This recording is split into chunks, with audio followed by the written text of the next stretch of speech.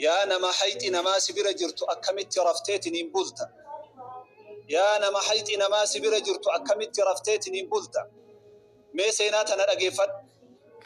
كان لمالك بن دينار صاحب ومات هذا الصاحب مالك بن دينار هريان أبا هريان إساكن يقيان إساق هيتنين دعي فرآه في منامه مالك بن دينار هريا إساكن أبتوران أرقئيق إني دعي فسأله ماذا فعل بك ربك إيقدوت يا ربي مال ست هجتي أكم متات إيقدوت جئيني قافت هريا إساكن حبست عن الجنة يا هرياك يا مالك بن دينار عن الجنة الراهد أميتنين جراجدين بل بل جنة أفوته أمي جنة سينو هندن دين نجدين مالك بن دينار جتي ساكن أجائب اتتهي سلأتي نما صلاة نما صوما نما خيريتي مالف جنة سينو أبد معلومة سمودة تجد إيقافته فقال استعرت إبرة من الجيران فمت قبل أن أردها أني أقول لك يرى للمو أفتان خدة للمو إرى إرقفته أصول للمو سن هندي بسنيف دوئي ما تيكي يعني اللي للمو سن دي بسافيه جنة سبب للمو أقول لك يرى فودي حيث إساني للمو النبي رد هفتيف جنة سينو أبي بل جنة أفته أمي جدين أتي هرّا حيث إنما ميكا تسبير جرا مليون ميكا بريكم دب ميكا حيث إنما تسبير جرا نما ميكا تبري وفينا مدك النائم من جيسو تجر نما ميكا نما جالته والأبي سبب بري اتكنوتي يا نما حيث إنما سبير جرت حرق دنيا برو آخرة قافا سبب للمو نمر إرقي فتنيتي بل جنة أفوته دمني جنة سينو دبن أتيم بري تكامتي بري مليونان حيث إنما سبير جرت كنياتي دويدي أكا فيتت وطالتي جرات مالتو أكا سمودتوف دي مهم بيتو وانتاتي حق أنا ما تسبير جرت نما مرتب كنو كوما ورع علمي كنمي كيسا كنا جرامي رب أكما كان نبي ربي صلى الله عليه وسلم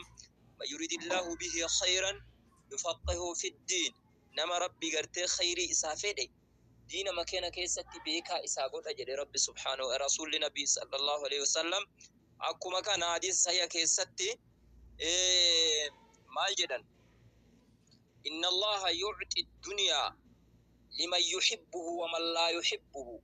ولا يعطي الدين ويعطي الدين إلا من يحبه جدا ربي دنياتنا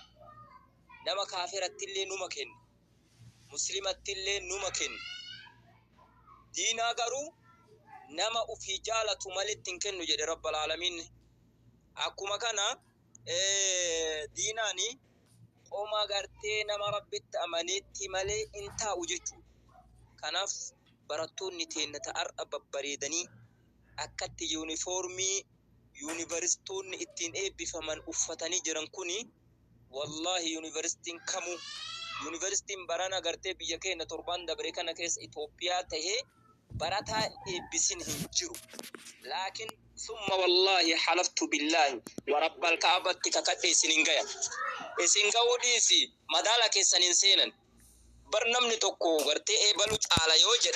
والمدى كسن يو مدالا وليغا ينجتو والله حلفت بالله ور سانتيمان أكست أبان أوكي اتكاء الدنيا إساتي ريفتبال اتكاء اتكاء يونيفرسيتوتا غرتيتني موتومت أوكي اتكاء بيلي ديبوتي هيرو بيتشا وغا شنجها تاء ديغري فودي دبلوما فودي دكتوريتي فودي سوني والله سنينغو إسني كلام ربي غاغا تكغتا قرينغو لأنه إني الدنيا فبرت لأنه إني قرتيتين تكنولوجي بيتي دنيا تنفوي سجل إبرت كيسن مو تكنولوجي الدنيا آخرة في كيسا قبا ألف لام ميم يوجتن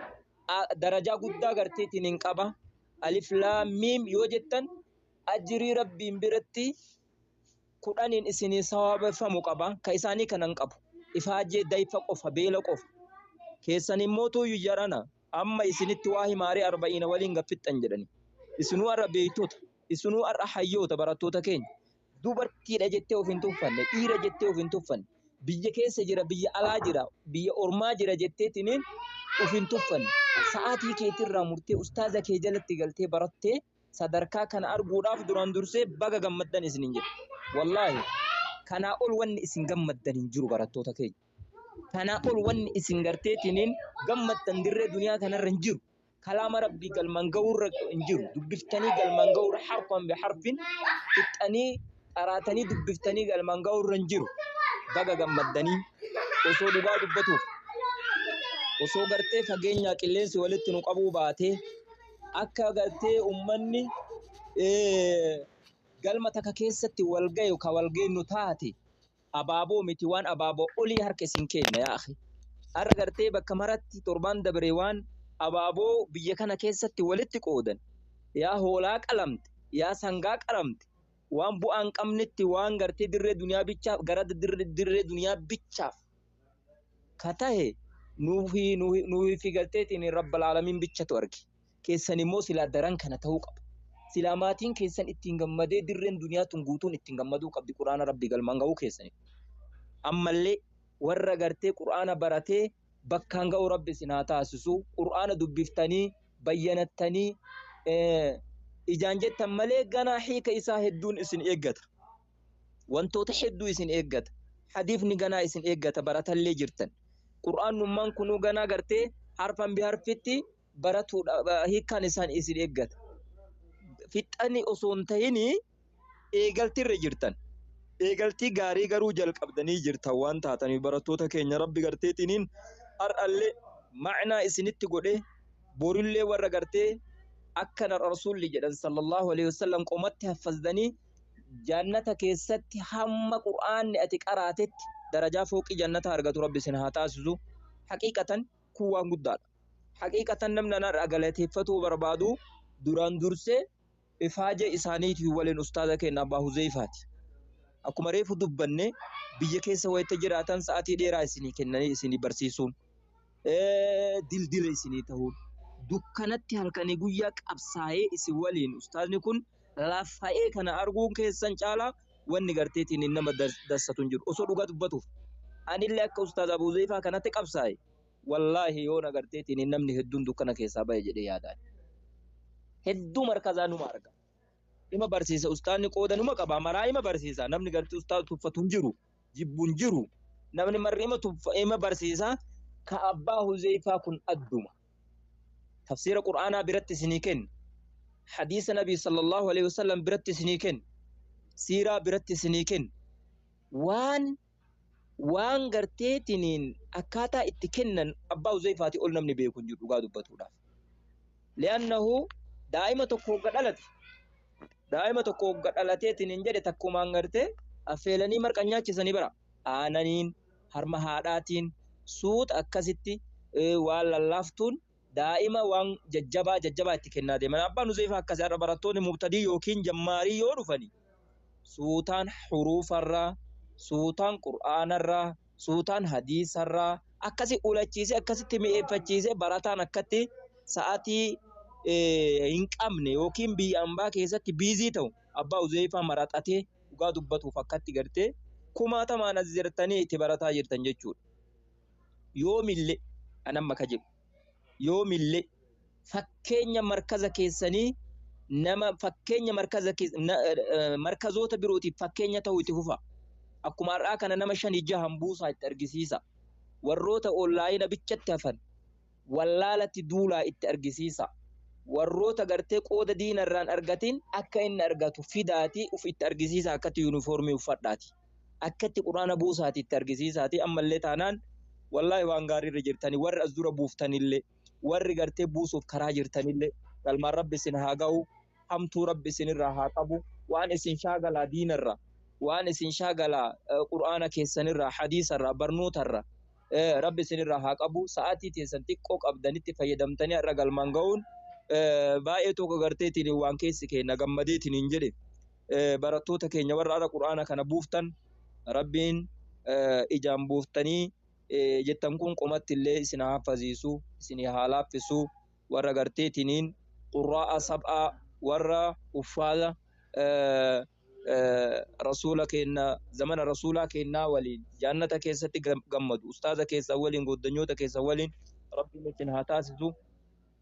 barakaa rabbi isin haa godhu warra qur'aana kan ta'e baratee barsiisu isin haa taasisu isin jedha inshallah amma ustaaz Umar Mustafa goddanyaa kenna beekama asitti nu biratti argama reefu abbaa Uzeefaa waliin wal dubbisanii turanii inshallah du'aayit kalimaa lama isin haa godhani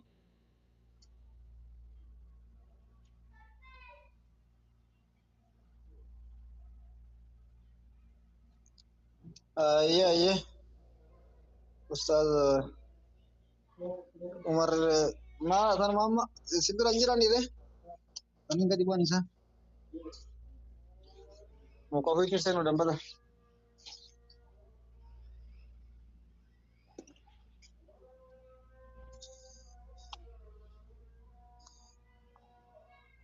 Salmanul Debi sama mana nih Salmanul Debi ya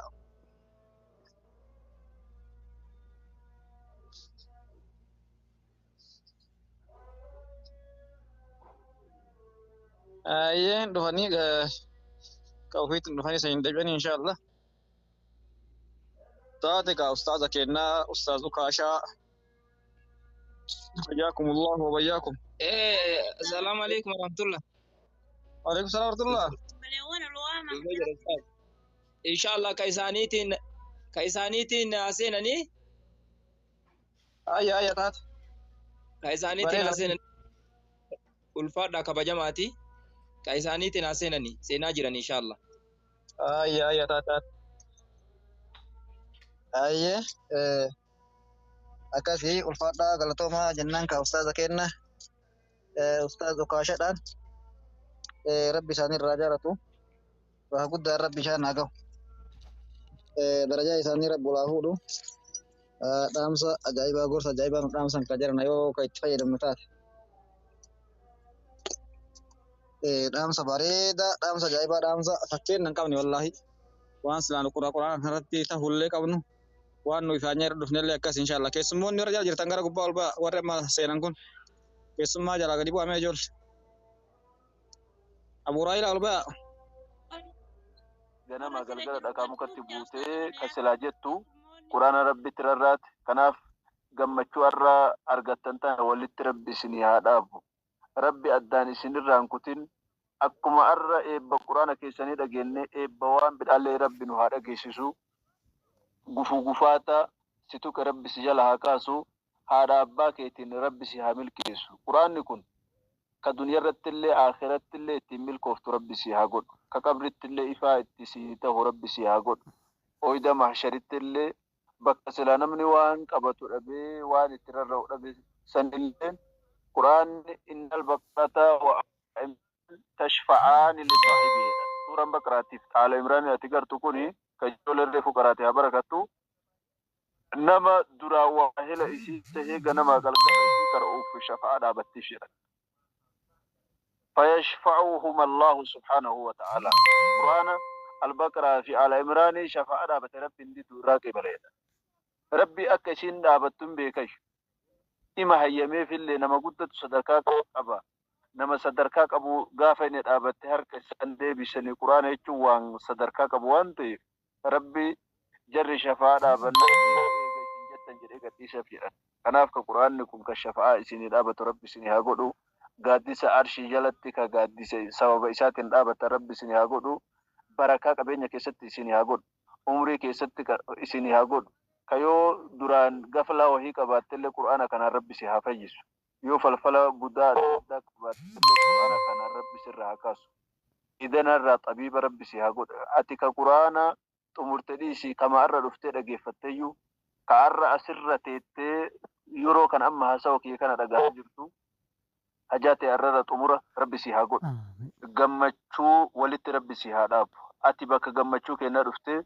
bakka gammachuu ijoollee tanaa dhuftee waan gammachuu malee waan gaddaa rabbi sin dhageessisin bakka milkii malee bakka gaddaa rabbi sin dhaabin ilma badaa ollaa badaa rabbi sirra haa qabu yoo diinagdeellee barbaadde diinagdee atoota qabdu dinagdee barakaa qabdu sibira tartee ollaa kee